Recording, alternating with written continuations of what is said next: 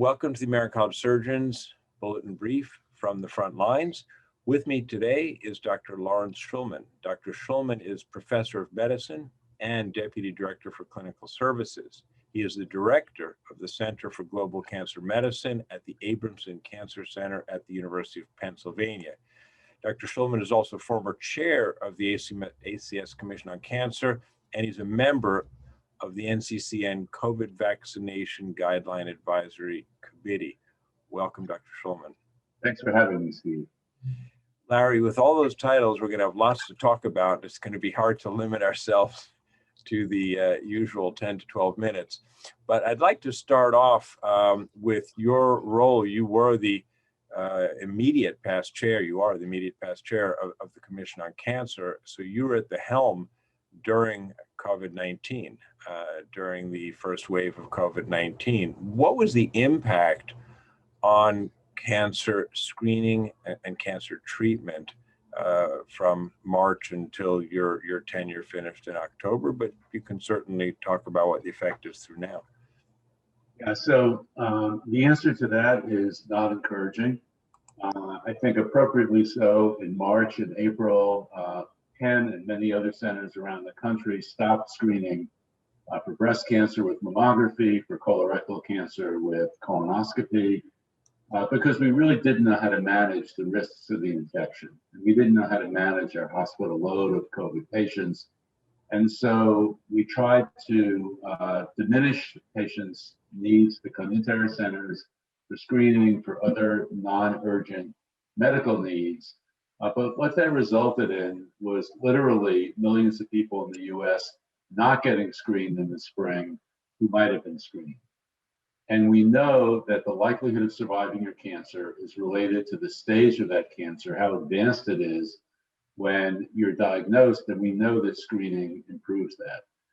Subsequently, in May and June and July, we started to open up our screening programs. And now many of the screening programs around the country, including at Penn, are near pre-pandemic levels. But we have to look back and try to calculate how many patients have still gone unscreened over the past now almost a year.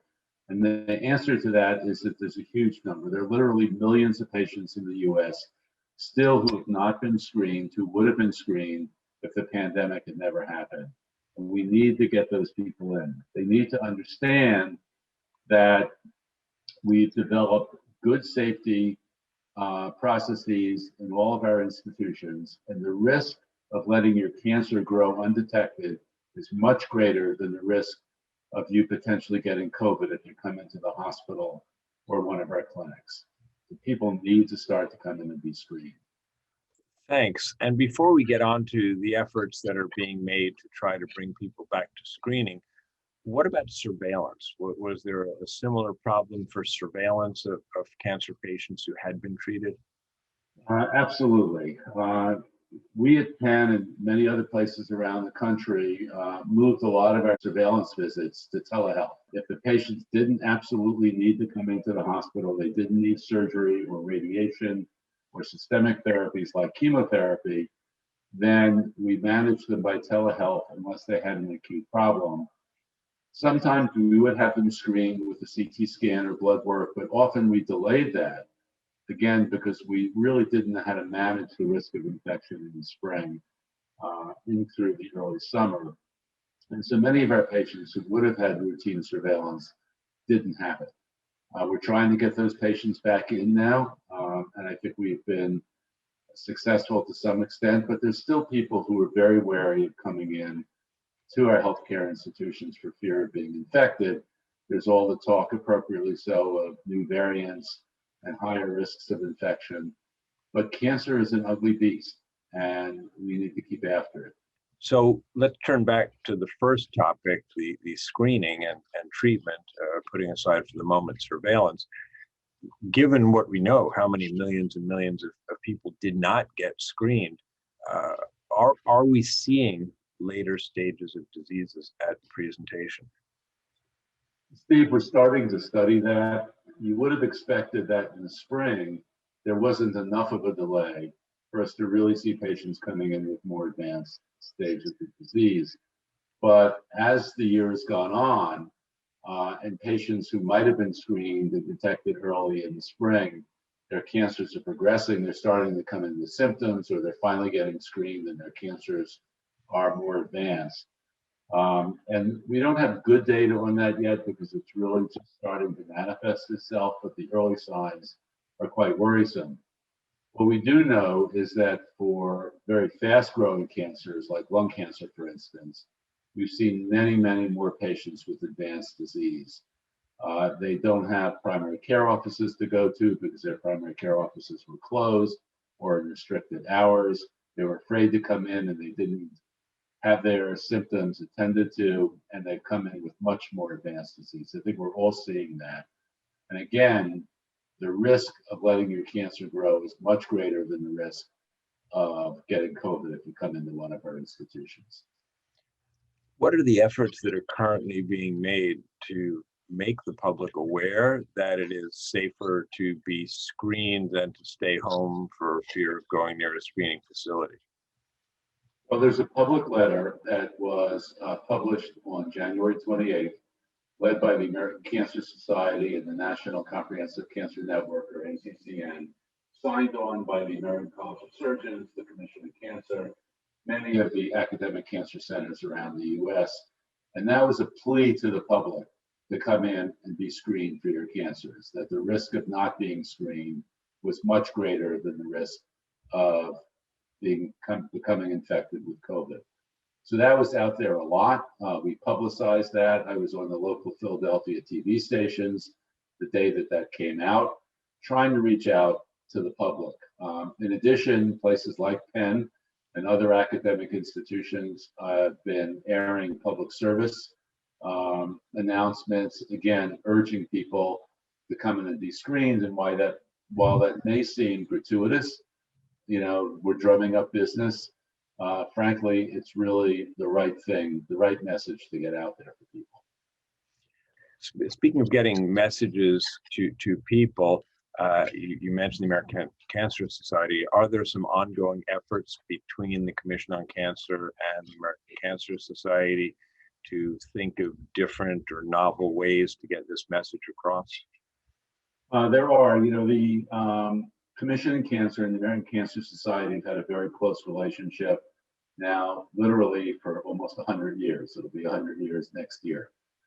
And we've done things in lockstep for a variety of reasons. The American Cancer Society is a public-facing organization that have tremendous visibility with the public and many government institutions.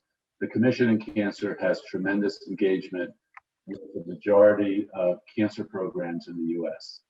The Commission on Cancer accredited programs cover more than 70% of the cancer patients in the U.S. We have great reach, and our roles really are complementary. So working together really gives us the best chance to reach the maximum number of patients and providers.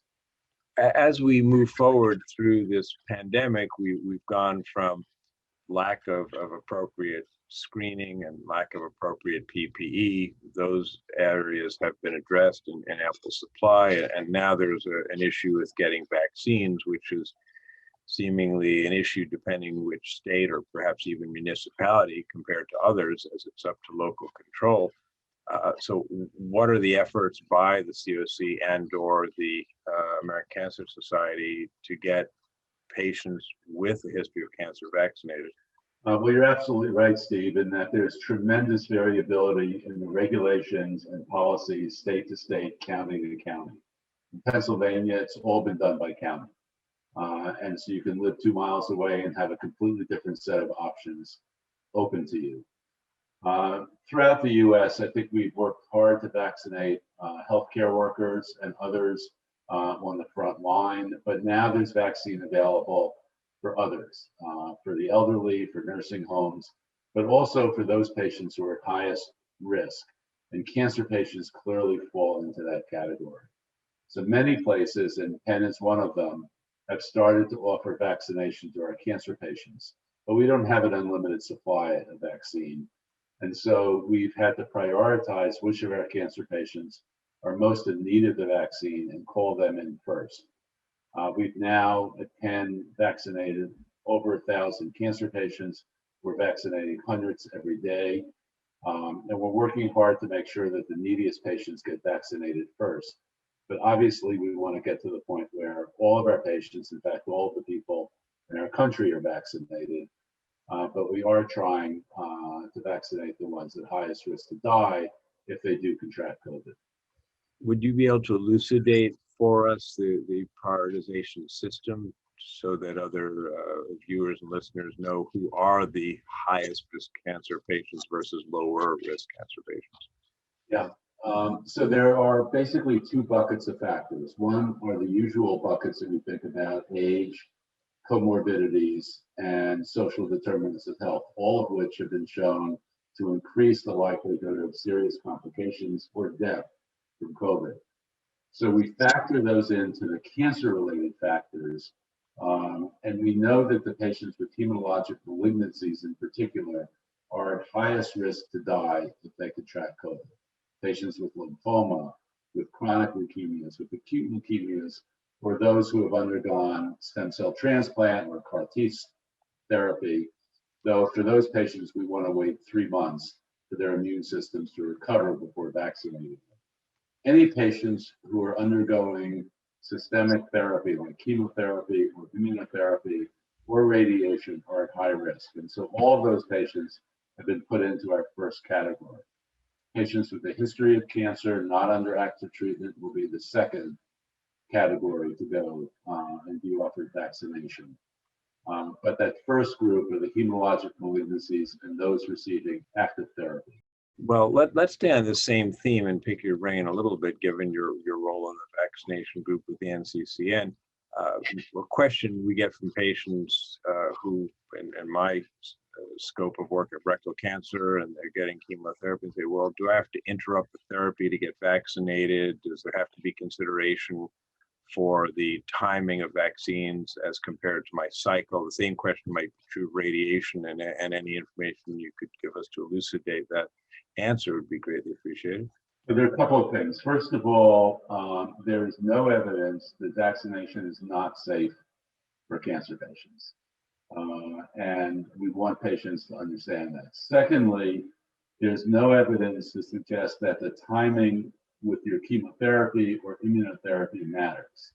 And our feeling is if we have a patient in our clinics, in our infusion rooms, and we have a dose of vaccine, they should get it. And that's been what we've been doing at Penn. There's no suggestion of doing it at the time of chemotherapy or during their chemotherapy nadir is worrisome and will cause either bad reactions or an inability to respond to the vaccine.